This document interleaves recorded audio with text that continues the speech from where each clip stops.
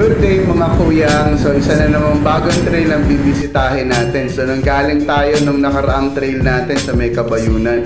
So ngayon binabaybay natin itong Pinagtulayan Road, papunta to ng Puning. So bali backdoor to. So ang laki na ng improvement ng lugar. So halos sa karamihan dito nakasemento na din. So i-connect natin to sa DRT trail na pupuntahan natin ngayong araw na to. So tara, pasyal tayo. Dito nga pala tayo sa Barangay Matiktik sa bayan ng Angat. Kasama natin dito si Kuyang John Russell Cruz at saka si Francis Alba. At saka kasama rin natin dito si Uncle Rides na taga Kogyo, Rizal.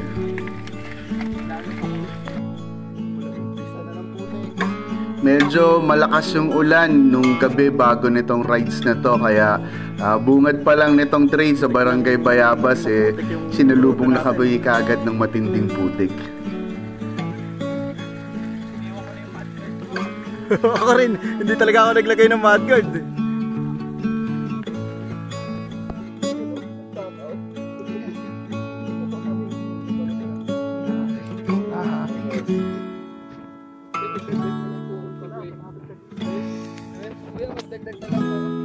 Unang ride ng taon.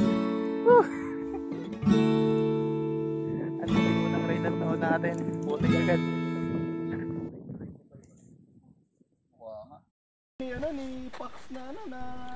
Dalawang part ng trail ang madadaanan natin dito. Una yung Silica Trail na kilalang Dubai Trail. Tapos itong tinatambayan namin, part ito ng Mini Forest Trail. Bago to mag mini talangkaan sa may part ng Kamachile o Secret Falls ng DRT Bulacan. Medyo uphill ng konti yung trail kaya medyo nalaspag na kagad kami dito nung umaga. First timer kasi kami, 4 dito.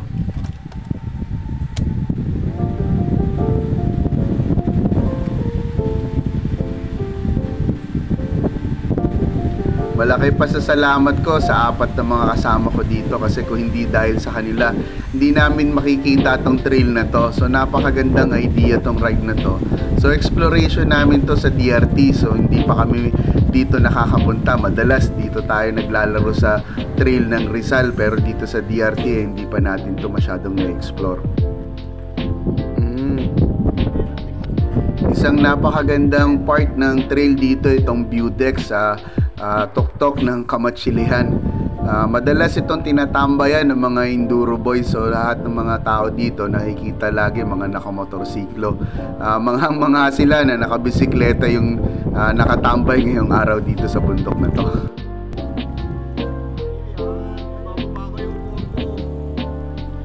Magandang puntahan itong lugar na to, hindi naman siya mahirap hanapin.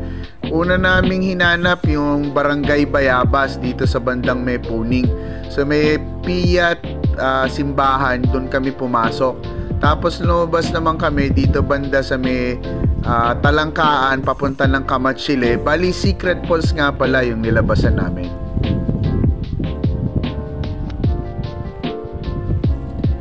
Magdala kayo ng extra tubig dito at saka pagkain. Walang tindahan na mabibilhan sa loob ng trail. May mga tao kayong makakasalubong na mangilan-ngilan at may mga kabahayan din na kayong makikita, pero madalas walang mga tao yung bahay. Pero kung talagang desperado na kayo at wala kayong tubig, pwede naman kayong manghingi, basta hindi maselan yung mga tiyan natin. Siguro. Balak namin sana itong araw na to lumusot ng Sitio Brihino o kilala na Sitio Bato sa may bandang Sitio 24. So medyo malayo ng konting ikot na to. Dadaanan pa namin yung Mounting Kugan o Pelon. Pero dahil sa nagkulang na kami ng tubig tsaka sa pagkain, hindi namin natansya yung kung ano yung kakayanin ng araw. So sumorkat na kami. So laki naman ng pagkakataon na to at napadaan din kami dito sa lugar na to na napakaganda ng view deck. Medyo mahirap yung ruta namin itong araw na to kasi halos puro ahon yung ginawa namin sa mga dinaanan namin. Plus yung maputik pa na section, talagang nagtagal kami doon. Pero nung bandang huli, nung shortcut na kami, yung papunta ng Kamatsilihan palusot ng Secret Falls. Napakasarap ng kalsada na yon kasi talagang may enjoy nyo yung technical na high speed na pababa sa nice one, Kamatsilihan o Aries. Secret Falls. Okay, one more ha. Ito yung medyo kalagitnaan part ng lusong namin. May ilog kayong madadaanan dito. Masarap maglublob. Hindi namin na-explore tong ilog na to, pero duda namin dito yung may malaking lawa sa ibabaw nito.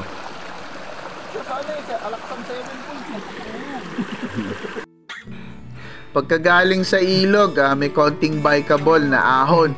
Tapos magiging tulakables naman. Pero pagkatapos noon, puro lusong na. Sa bandang gitna nito, may isang bahay. Doon na kami nakapag-refill ng tubig. Maraming salamat doon kay nanay at binigyan niya kami ng tubig. Talagang hindi na namin kaya yung pababa nito kung wala yung bahay doon sa gitna. Ewan ko lang kung anong mangyari talaga sa amin.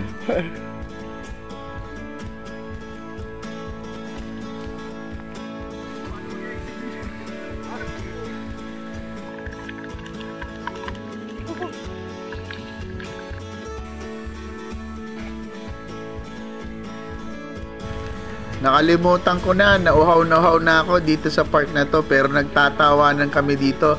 Nag-iba na yung mood namin dito kasi talagang nag-enjoy kami dun sa mahabang lusong. So mga 4 na kilometro parang yung maganda lusong na yun. So tingnan halos, dito hindi ko matandaan kung mga nasa 30 minutes siguro o kulang-kulang 30 minutos yung lusong namin.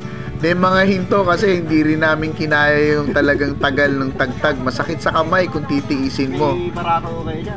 Pero marami ng tindahan dito banda kasi maraming turismo dito dahil dun sa Secret Falls.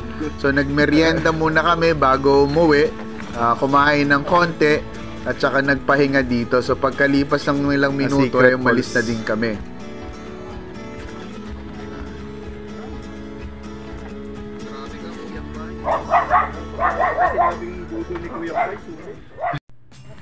Maraming salamat kung umabot ka dito sa dulo ng aking video. Sana may natutunan ka kung hindi ka man lang naaliw dito. Sa susunod na vlog natin, ikukwento ko naman sa inyo yung pagpunta namin dito sa Sitio Bato. Bali, idudugtong natin to dito sa trail na to. So maraming salamat muli. Hanggang sa muli. Ito si Kuyang Bay, pasyal tayo. Wala na kasi ako makita ang lulusutan ng ano. Ay, yung bagong